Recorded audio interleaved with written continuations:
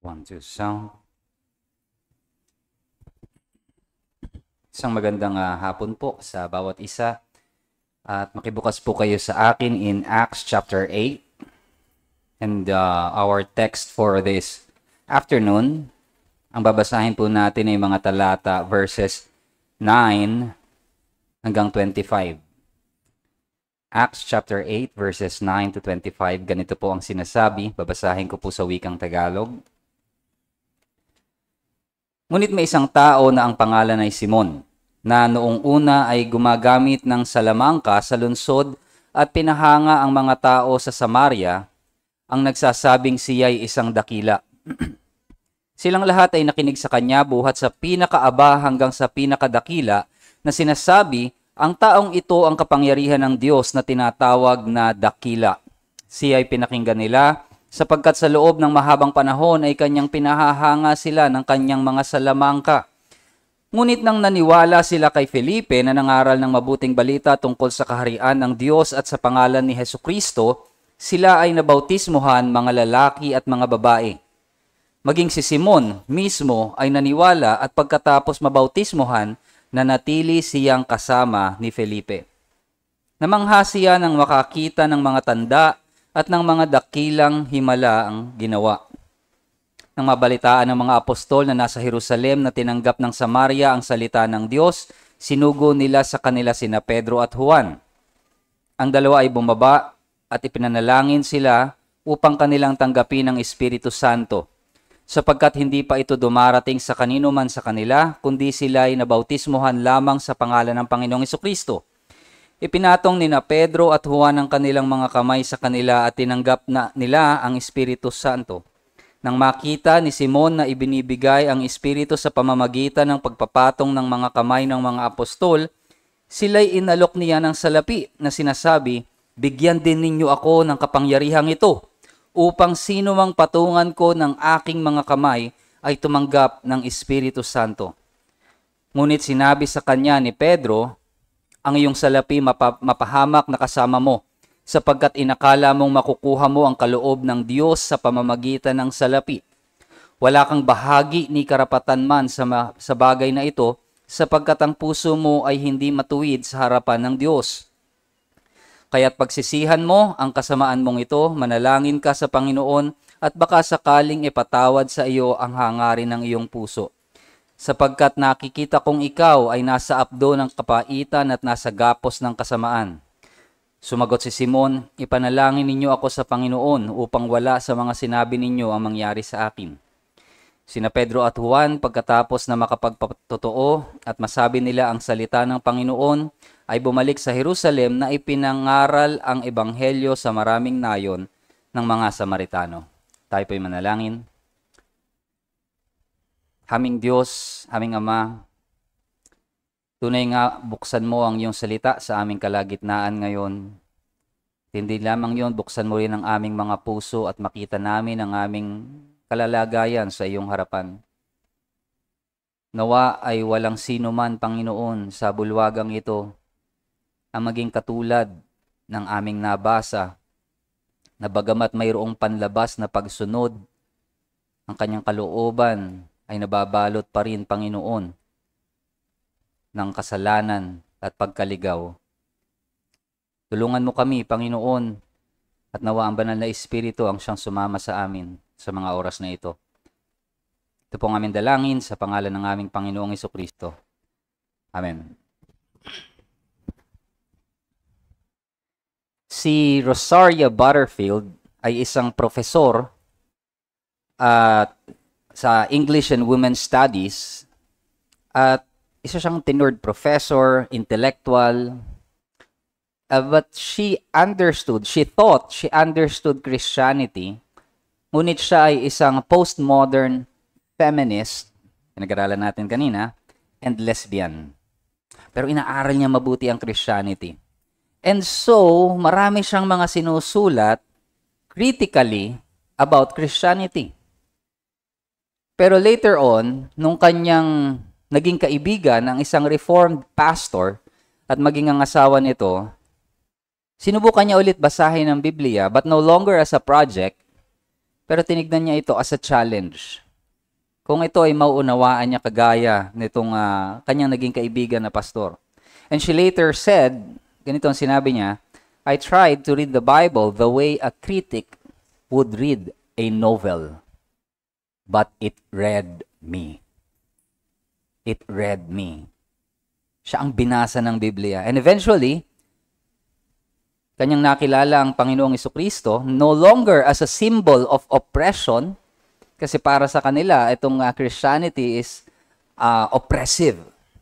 Pero ngayon, tinitignan niya ang Panginoong Jesucristo bilang tagapagligtas, and yung kanyang pagkaunawa sa Christianity had been all wrong. Mali ang kanyang pagkaunawa. Ngunit ito ay naunawaan niya intellectually, academically, pero siya ay bulag pagdating sa biyaya. And she testified, I wasn't converted out of homosexuality. Sabi niya, hindi ako na-convert out of homosexuality. I was converted out of unbelief. At maraming mga tao ngayon, kagaya ni Rosaria, and also like Simon, na ating binasa sa ating talata, they are fascinated, namamangha sila sa mga ideyang espiritual, mga bagay patungkol sa moralidad or even power, kapangyarihan, pero sila ay nasa labas ng biyaya ng Panginoong Jesucristo. And this story of Rosaria ay pinapakita sa atin that intellectual nearness is not enough. Hindi sapat na meron ka lamang nalalaman. There must be repentance and faith. At sa ating talata, nakita natin ang isang lalaking nagngangalang Simon, and his spiritual condition is this. He was almost a believer. Almost a Christian. Ngunit siya ay ligaw, at ang sabi nga ni Pedro, still in the bondage of sin. And so our message for this afternoon is this. Outward religious obedience without inward transformation is still rebellion against God. Outward religious obedience without inward transformation, walang panloob na pagbabago, walang regeneration mula sa banal na espiritu, it is still rebellion against God. Itong mga talata na ipinakita sa atin ni Luke in writing verses 9 to 25, kung inyong titignan, yung mga naunang talata from 4 to 8, nakita natin yung Samaria, there was so much joy in that city. That is the genuine result of the gospel. Ito yung bunga ng ebanghelyo. Now, verses 9 to 25, ipinapakita naman ni Luke dito yung counterfeit. Kung inyo maaalala, parang yung ginawa niya kung paanong si Barnabas, yung generosity ni Barnabas, kinontrast din niya, anong sumunod? Si Ananias and Sapphira.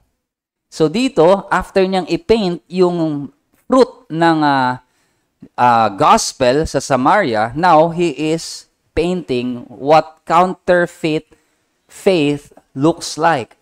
At ang sabi sa atin dito, there was a man named Simon who had previously practiced magic in the city and amazed the people of Samaria, saying that he himself was somebody great. Now, itong si Simon was a magician. Now, hindi ito yung magician na parang nagpapakita lamang ng parang sleight of hand, na parang pinapakita niya, napuputol yung kamay niya na ganyan. And no, it's not like that. It's like in the Old Testament, yung mga magicians na lumalaban kay Moses, na yung mga signs na ito. So, they were actually practicing witchcraft. No? So this Simon ay nagpa-practice ng magic here in Samaria, and the people were amazed. At siya ay tinitignan, at siya mismo kine-claim niya that he himself was somebody great. So makikita natin dito, iba yung strategy ni Satan sa Samaria sa Jerusalem. In Jerusalem, Satan is persecuting the church.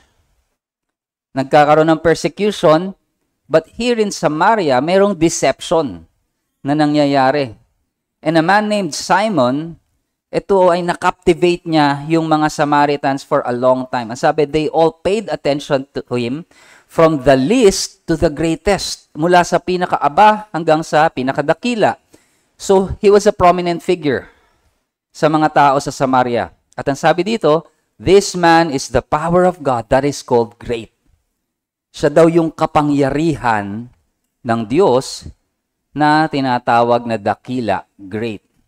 Ibig sabihin, kine-claim niya that he is God's representative. Ngayon, a little context about the Samaritans. Ang mga Samaritano, kagaya ng mga Hudyo, naniniwala sila sa iisang Diyos. And ang kanilang scripture is the 5 books of Moses. Ngayon, itong mga Hudyo, pinagbawalan ng mga Samaritans to worship in Jerusalem kasi tinitignan sila na unclean. The question is, bakit nila pinangahawakan yung 5 books ni Moses?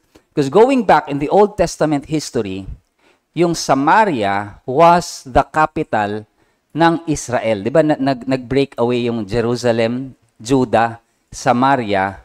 Ito naman yung sa 10 tribes. Kasi nasa Judah and I think Benjamin yung kasama ng tribe of Judah. Nandun si David and then Samaria, yung northern Israel.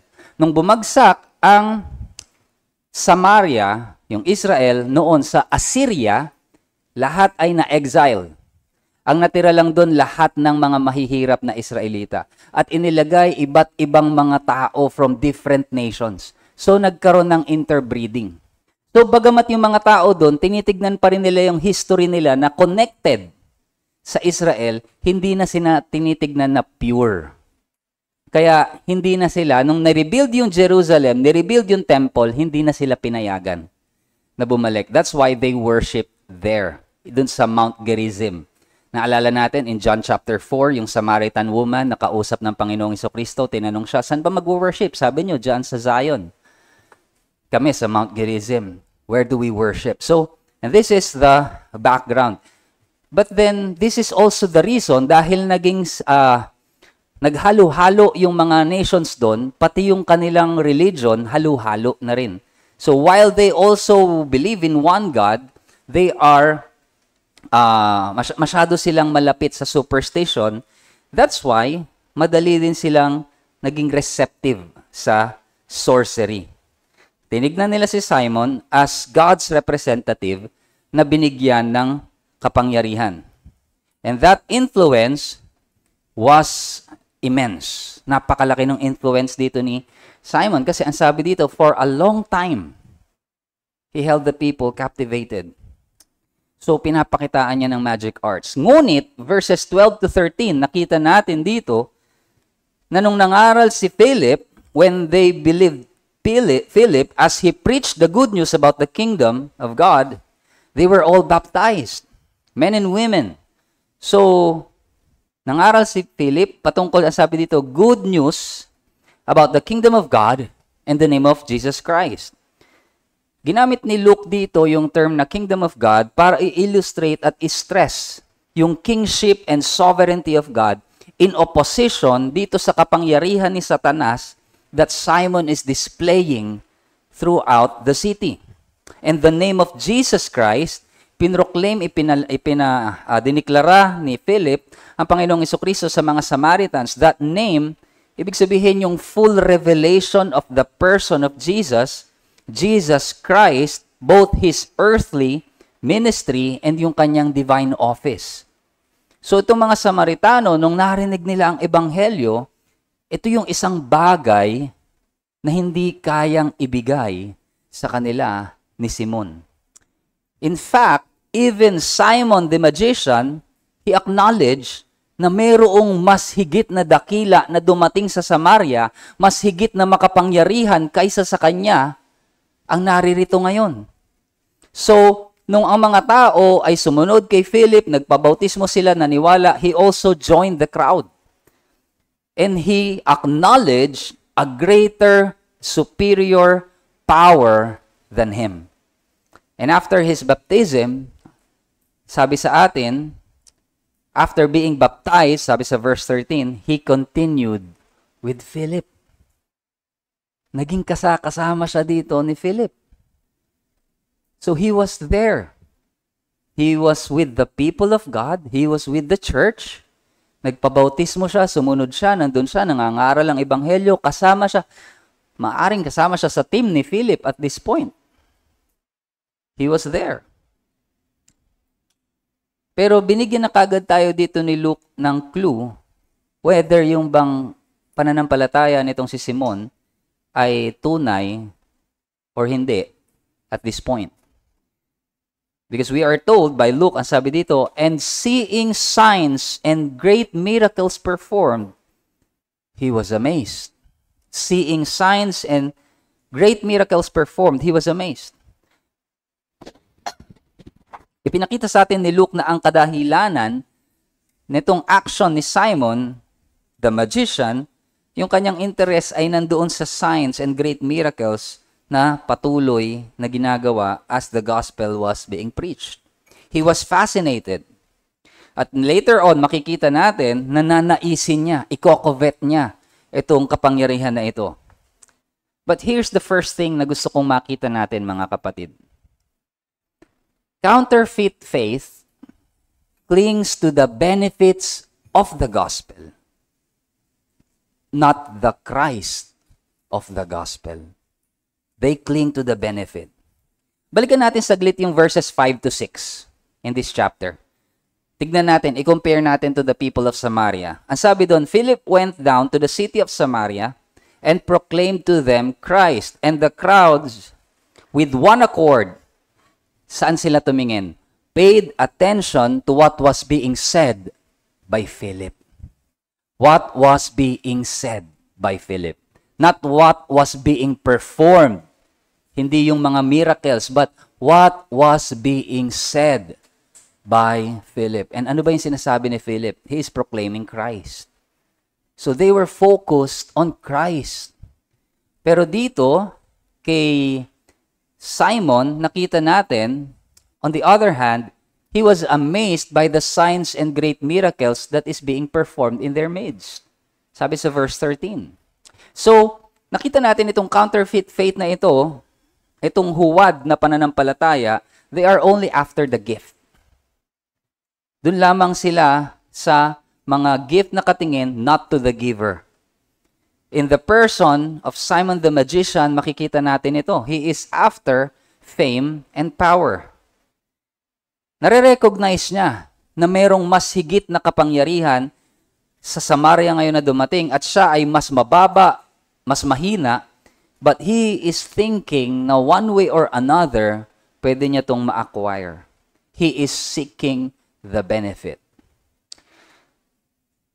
Alam niyo, sabi ni R.C. Sproul, minsan nag-comment siya sa mga unregenerate person daw na parang tinitignan ng marami na seeking. Minsan, di ba, may mga parang mga unbelievers, pero parang seeking naman siya. They are seeking God. Is it right to say that a person na unregenerate is seeking God? Ito ang sabi ni R.C. Sproul. Sabi niya, they are not seeking God, but rather they are seeking after the benefit.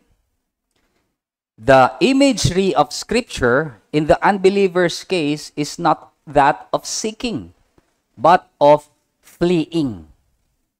Sabi niya, ang larawan ng isang unregenerate, ng isang taong makasalanan sa Biblia ay hindi naghahanap sa Diyos. Ang sabi nga ni Pablo sa Romans 3, no one seeks God.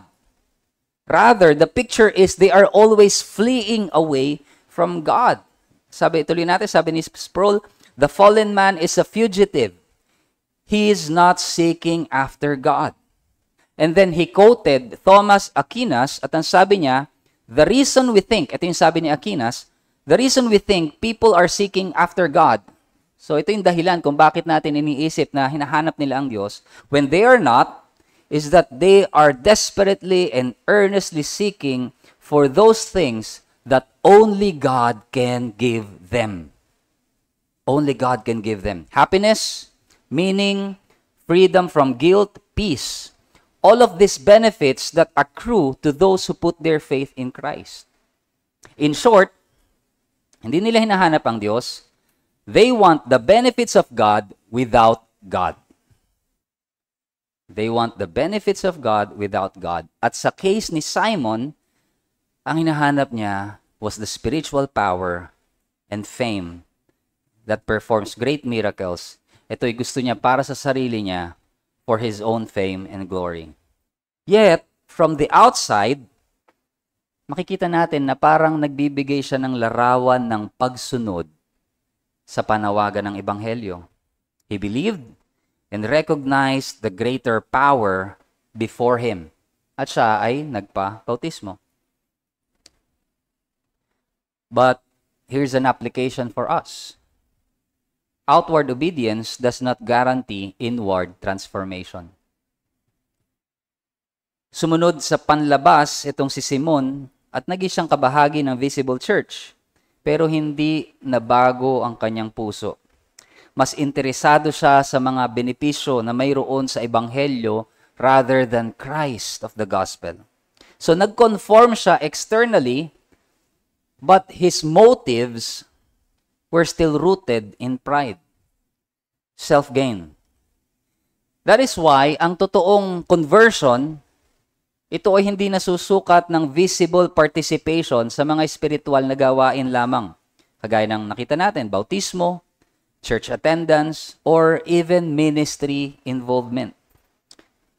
Ang tanda nito ay isang pusong nabago, nagpapakumbaba sa harapan ng Diyos, treasuring Christ above all. Sapagkat ang pusong nabago ay magkakaroon din ng mga desires na nabago. They are not only after the blessing. So the question here, if we are going to apply this to ourselves, may nabago ba in my desires? Do I love God's word now? Do I hate the sin that I once loved? So meron bang nabago sa mga desires ko? Or it's just, kailangan kong i-keep yung aking attendance sa church? Or baka mapansin ako, or this or that. The question is, how is your desire for Christ? Is it growing? Is it growing? The warning here is pwede tayong mag-go through the motions without ever being moved by grace. At totoo yung danger na ito. Pwede tayong maging napakalapit sa katotohanan but not be transformed by it. Pwedeng, kagaya ni Simon, you can almost be a believer. That is why reflect upon your desires. Why do you follow Christ? Bakit ka sumusunod kay Kristo? Bakit ka naririto? The greatest test for us is hindi yung ano yung ginagawa mo externally, but what do you desire internally. Kinonfront ng Panginoong Jesucristo yung issue na to in John 6:26. Nung nagpakain siya ng marami, and kinabukasan hindi na siya matagpuan ng mga tao, and then nung napansin siya ng mga tao, nahanap siya ng mga tao, ito ang sabi niya in John 6:26, "Truly, truly, I say to you, you are seeking me not because you saw signs, but because you ate your fill of the loaves." Hinahanap niyo ko. Hindi dahil nakakita kayo ng tanda na nagtuturo na ako ang Mesiyas, kaya niyo ko hinahanap, nakakain kayo ng tinapay at nabusog kayo. You are only after the material blessings. And Christ confronts that. Therefore, i-assess natin ang ating desire for Christ. Is He our treasure?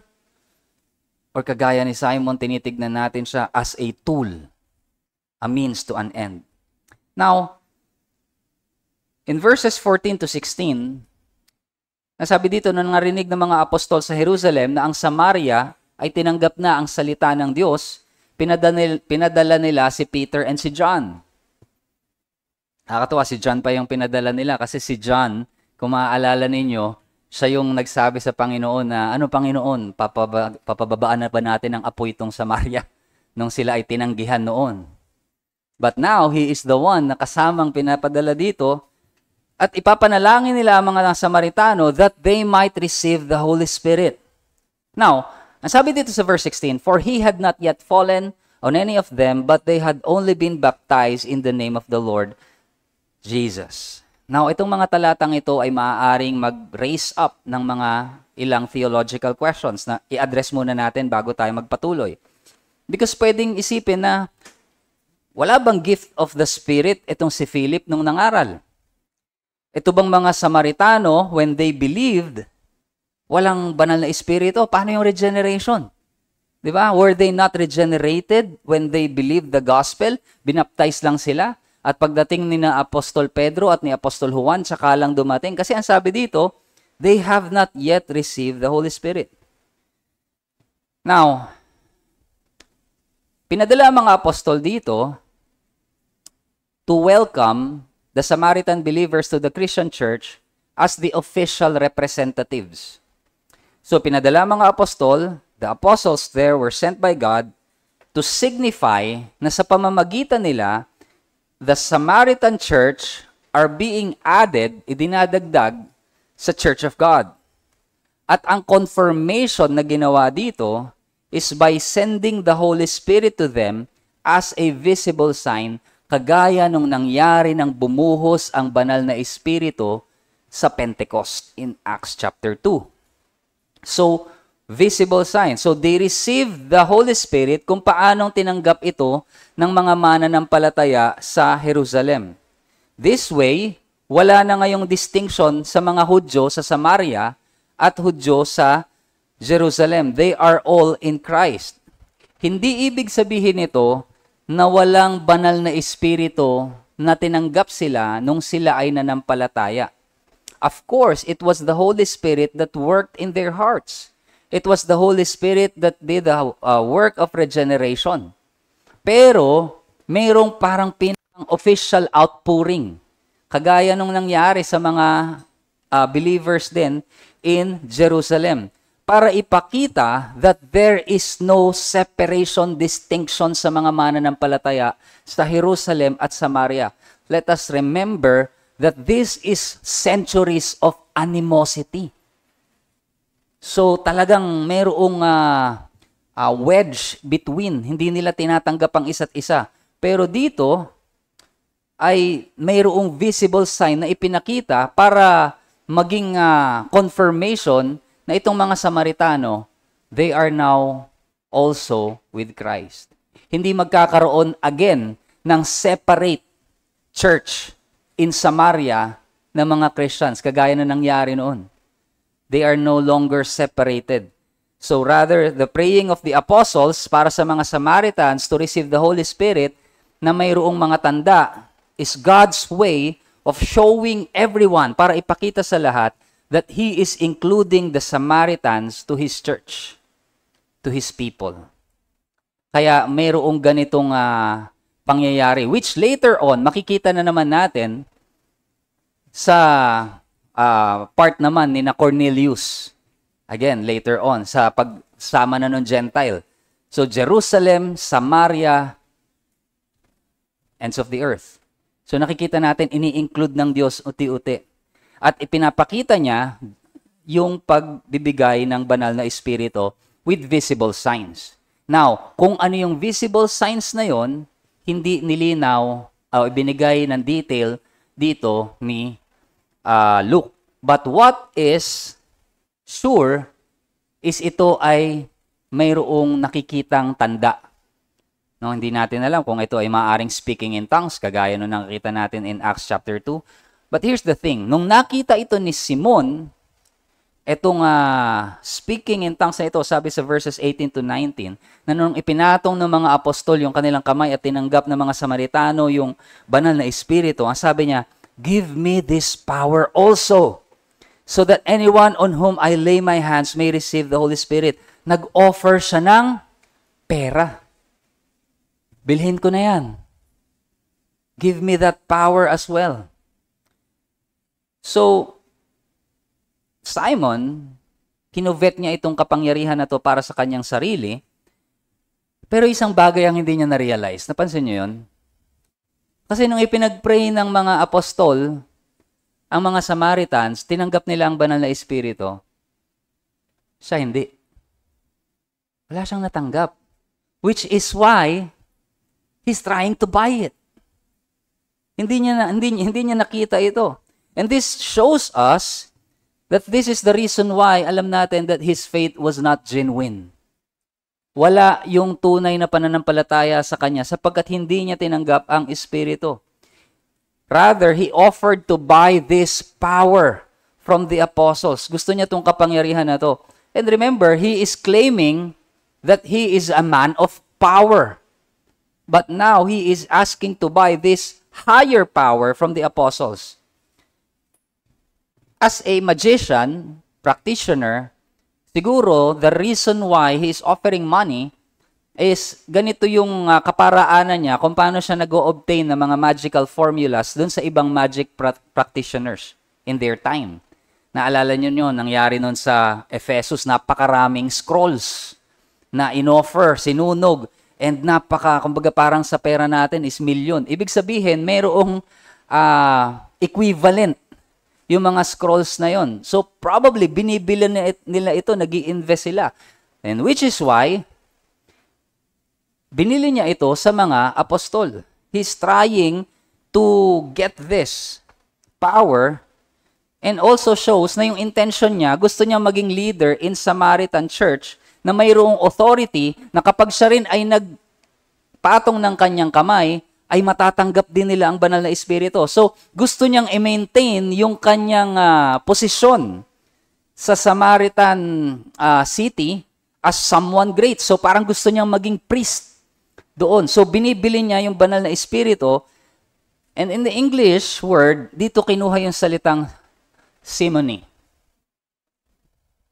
Buying or selling ecclesiastical office or religious promotion by offering money. Dito kinuha sa pangalan niya. And so, he was thinking he could acquire this. Pero ano naging response sa kanya ni Peter? A strong rebuke. Nirebuke siya ni Peter. At do sa rebuke ni Peter, napakalinaw ng kanyang spiritual na kondisyon na ipinahayag. There was an echo of an Old Testament curse na nakita dito. Sabi ni Peter, "May your silver perish with you." Sinasabi niya kay Simon na siya at ang kanyang kayamanan, ang kanyang pera is actually on the way to hell. Ang perishing na ito ay hindi lamang physical, but rather his spiritual condition. Ang sabi ni Pedro, you thought you could obtain the gift of God with money. He completely misunderstood. Hindi niya naunawaan yung nature ng biyaya ng Diyos. The gift of God, the Holy Spirit, being given to those who believe. Hindi ito itinitinda. It's not for sale. Because it comes freely by grace through faith in Christ. Which is why Peter said, "You have neither part nor lot in this matter, for your heart is not right before God." Yung inner corruption ni Simon ay naihayag. At by saying this, ini-exclude, inilalabas ni Pedro si Simon completely from the Christian community. He has no part. If he has no part with the Holy Spirit, he has no part in the Christian community. And with spiritual discernment, nakita ito ni Pedro that Simon was still in the bondage of sin. Ang sabi niya, "I see that you are in the gall of bitterness and in the bond of iniquity."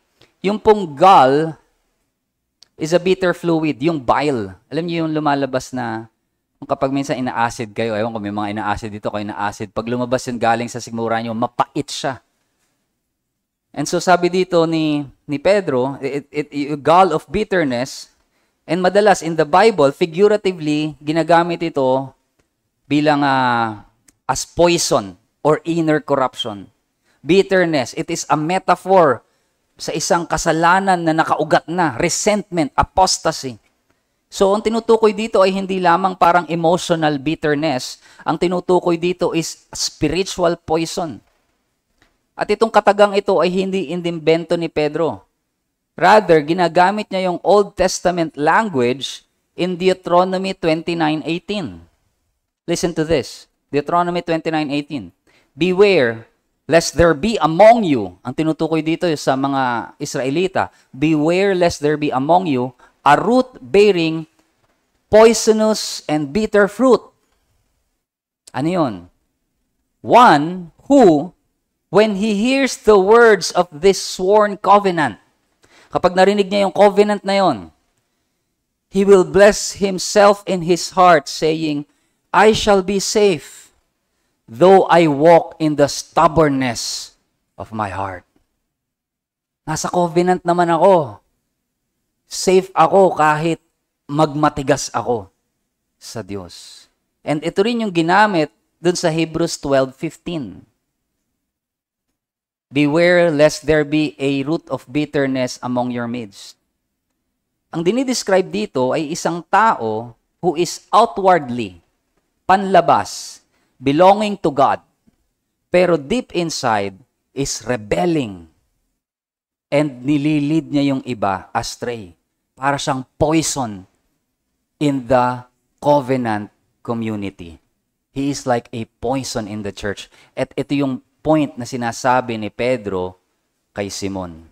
I see that you are in the gall of bitterness. What he's saying is you are a danger to the covenant community. Ito po ay isang warning to hidden apostasy, hidden rebellion, deceit na nagtatago under covenant community. And this serves as a warning to us na lagi natin tignan ang ating puso. And this is the second thing that I would like us to take home. Counterfeit faith believes it can manipulate God and His gifts. But the thing is, you cannot manipulate God or His grace. May mga tao, i-approach nila ang Diyos na parang vending machine. Magbibigay sila ng tithes, mananalangin sila, or do good works, hoping that God owes them blessing. May isang pastor akong narinig before in a big conference way back. Kinote niya yung Proverbs 19:17 at ang sabi niya, He who is generous to the poor lends to the Lord, and the Lord will repay him. Kaya sabi niya, kapag ikaw ay nagbigay sa Panginoon, may utang ang Diyos sa'yo. Kasi lends to the Lord. At pag nagbigay ka, pwede mo siyang singilin. Hingiin mo ang gusto mo. Huwag niyo pong gagawin yung ganyang interpretation sa salita ng Diyos. But that's what I heard at that moment in time. Sa kasamaang palad, ako po'y naniniwala pa noon doon sa sinasabi ng pastor na yon. Kaya nagbigay nga kami. Wala akong pamasahe pa uwi. Pero may feeling ako may utang sa akin ng Diyos. But it doesn't work like that. Ngayon, pag naiisip ko yun, nakakakilabot na may mga tao na nag-iisip ng ganon. Na maaaring magkautang sa kanila ang Diyos. Paano magkakautang sa iyo ang Diyos? Paano kung alisan ka ng hangin? The earth is the Lord's and the fullness thereof. Pero mga itong klase ng kaisipan ng tao that they treat God as a vending machine. Maaaring may mga tao na pumupunta sa church because siguro ito yung way para ayusin ang buhay ko, get healed, or para maging successful ako in business. And they are treating God as a tool rather than Lord. At ang mga mananampalataya, kahit tayo, minsan, ay maaaring bumagsak sa ganitong klase ng transactional thinking. Well, I'm faithful na sa Panginoon for so long. Siguro naman didinggin na ng Panginoon ang panalangin ko. And that feeling that secretly we think God owes us. Lord, yung sacrifices ko sa ministry. Do not neglect this. Kailangan natin maging maingat and eliminate this kind of thinking at magpasailalim sa awa ng Diyos and relate to Him, relate to God on His terms, not ours. Now, a bitter root, yung ating tinignan kanina, that bitter root ay maaaring magtago beneath religious appearances. Maaaring yung ilan nananatili sa church, professing faith, pero sa loob ng puso nila, there is envy. May resentment sa kapatid or even rebellion against sa mga utos ng Diyos. Maaaring ang ilan, they will hold unforgiveness towards others. Kino-compare nila yung sarili nila sa iba. Or nagiging malamig sa kapatid. Na, basta ako na-attend ako ng church. Sila, bahala na sila. Basta ako, kami lang ni Lord. We must be careful because that can be a root of bitterness. And that bitterness can slowly take root through unresolved conflict. Hindi nare-resolba. Pagsisisi, naninineglect, iniiwasan. At kagaya ni Simon, nakita ni Pedro that this condition is a danger to the covenant community. Which is why, sabi ni Peter sa kanya, verse 22, repent, therefore, of this wickedness of yours. Bagamat nag-utter ng curse si Simon, nagbigay pa rin siya ng way of deliverance. And that is through repentance. And the reason na siya itinatawagan magsisi, ibig sabihin, the other side of the coin, faith, yung kanya talagang pananampalataya is not genuine. Because when there is true faith, there is genuine repentance. So yung admonishment na ito ni Peter kay Simon to repent is because he is lacking true faith. Pero meron pa ring pag-asa na ini-offer kay Simon. And in the same way, itong pag-asang ito is still being extended to each one of us na maaaring matagpuan ang kanilang mga puso sa ganitong kalalagayan. You can come to Christ. You can submit to Him.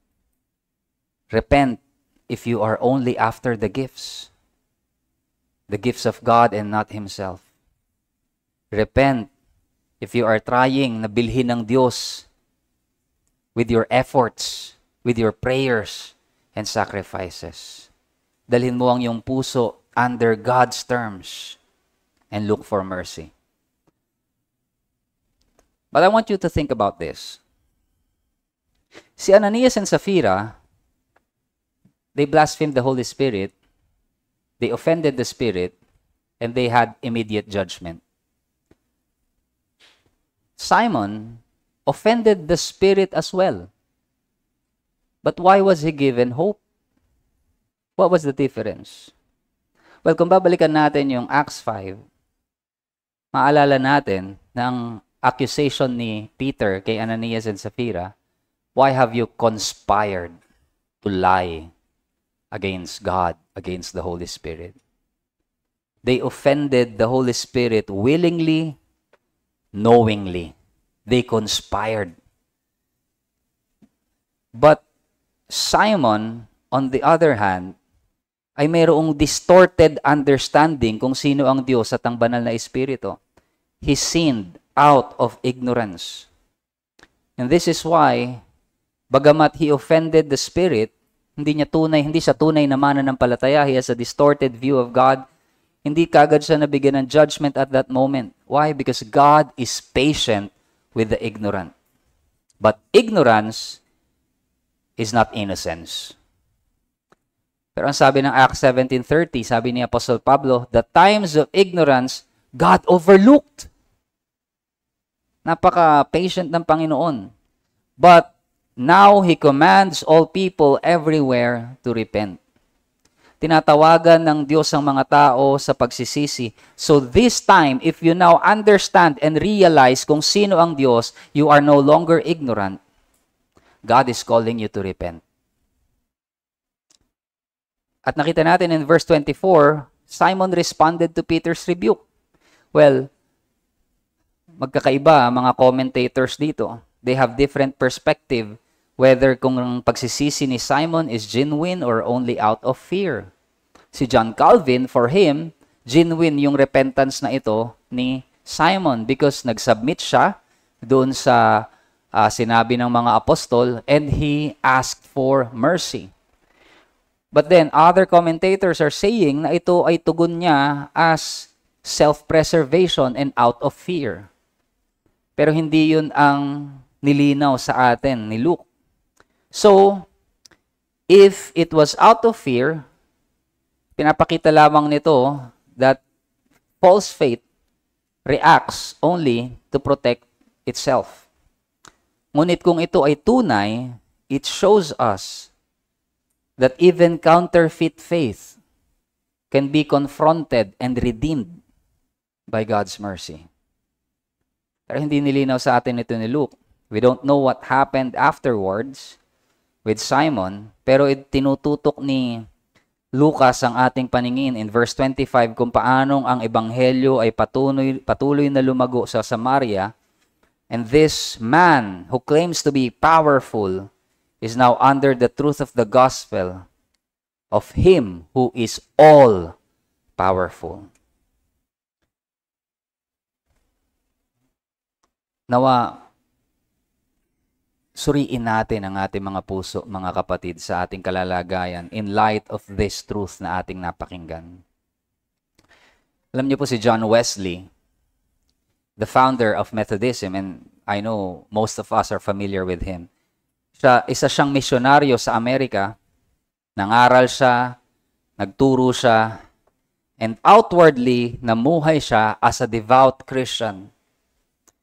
Yet feeling niya naging failure yung kanyang missionary journey sa Georgia at bumalik siya sa England. At ito yung sinabi niya as he confessed this. I went to America to convert the Indians, but oh, who shall convert me? I went to America to convert the Indians, but oh, who shall convert me? Si Wesley, he was religiously active. Ipinapangaral na niya yung ebanghelyo, but then he realized he was spiritually dead. Meron siyang zeal without knowledge, effort without faith. He has the ritual without the regeneration. And kagaya ni Simon, he believed the gospel intellectually, even served in the ministry, pero hindi pa niya nakikilala ang Panginoong Jesucristo savingly. Which is why it wasn't until na siya ay umattend sa isang meeting on Aldersgate Street at narinig yung preface ni Martin Luther sa Romans na binabasa ng malakas, it was then that sinulat niya, I felt my heart strangely warmed. I felt I did trust in Christ, Christ alone for salvation, and an assurance was given me that He had taken away my sins. Nabago ang buhay ni Wesley, hindi dahil mas naging relihiyoso siya, but because he repented, submitted to Christ on God's terms and not his own. At mula noon, nagbunga ang kanyang pangangaral ng ebanghelyo. He is no longer a man fascinated by power, but he is a man filled with Christ. Kagaya ni Simon, marami ngayon sa ating mga iglesia, they are so near, napakalapit na nila sa katotohanan, but they are not transformed by it. They are missing Christ. Inaawit nila si Kristo, pinaglilingkuran nila, ipinapangaral nila, and they miss Christ. But God is patient. Nananawagan siya, not for you to perform, but to repent. Not to impress God, but to trust Him.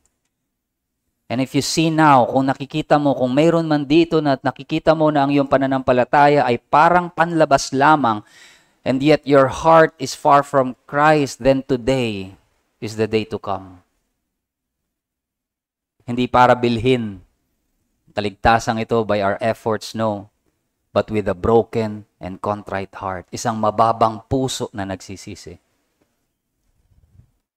At alam niyo ang sabi ng Panginoon sa mga puso na nagpapakumbaba, heart that is contrite, He will not despise. Tayo po'y manalangin.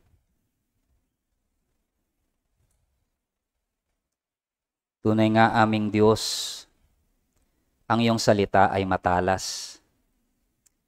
Ngunit ganun din, Panginoon, ito man ay nagbibigay ng sugat, ito rin ay nagbibigay ng kagalingan, Panginoon. Tunay nga, aming Ama, sa mga salita mo na aming napakinggan ngayon.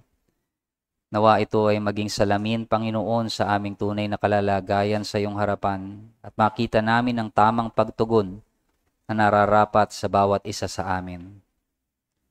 Ipapasalamat kami, Panginoon, sa katotohanan ng Ebanghelyo sa aming Panginoong Jesucristo na siyang nagbayad ng aming kasalanan. At tunay nga naturuan mo kaming manampalataya sa katuwiran ng aming Panginoong Hesus, hindi sa amin. At hindi lamang maging panlabas ang aming paglilingkod. Ngunit ito, Panginoon, nawa ay maging katotohanan ng pagbabagong nangyari sa aming kalooban, sa aming mga puso. Give us new desires, O God. Desire that treasures Christ above all. Tunay nga, O Diyos, kami ay lumalapit sa iyo. Inihihingi namin, Panginoon, ang kapatawaran ng aming mga kakulangan, kasalanan, kung may mga pagkakataon na kami rin, Panginoon, ay dumarating sa pagkakataon na ang aming paglilingkod sa iyo ay transactional. But now, O Lord, help us to walk before you, O Lord, in righteousness, and with the desire, O Lord, to give you all that you deserve on your terms, not ours. Ito pong aming dalangin sa pangalan ng aming Panginoong Hesus. Amen.